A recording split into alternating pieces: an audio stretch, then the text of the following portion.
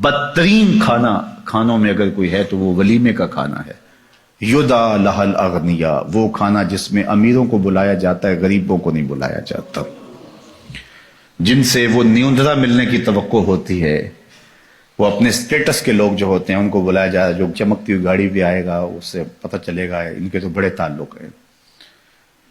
کوشش ہوتی ہے ایک آدھ وزیر بھی آ جائے تاکہ ہماری محلے میں، گلی میں، علاقے میں ٹور بن جائے کہ یار ان کے بڑے تعلقات ہیں، اور غریبوں کو نظر انداز کیا جاتا ہے۔ تو فرمایا بدترین کھانا وہ ہے جو ولیمے کا کھانا ہے، جس میں امراء کو تو بلایا جاتا ہے لیکن غرباء کو نظر انداز کر دیا جاتا ہے۔ تو اگر فرض کرو کسی کے رشتہ داروں میں، ملنے والوں میں غرباء نہیں ہیں،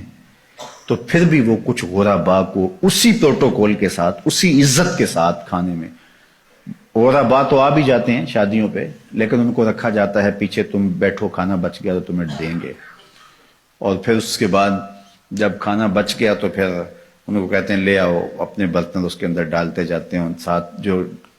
تقسیم کرنے والا ہوتا ہے وہ جھڑکیاں بھی دے رہا ہوتا ہے، لائن سیدھی کرو، لائن سیدھی کرو، ایسے کرو، ایسے کرو۔ اور دوسری جانب وہ جو کھانے کے اوپر ویشیوں کی طرح ٹوٹ کے پڑتے ہیں ان کو کوئی نہیں کہتا، وہ معزز ہوئے نا۔ جب کھانا کھلتا ہے تو جو حملہ آور ہوتے ہیں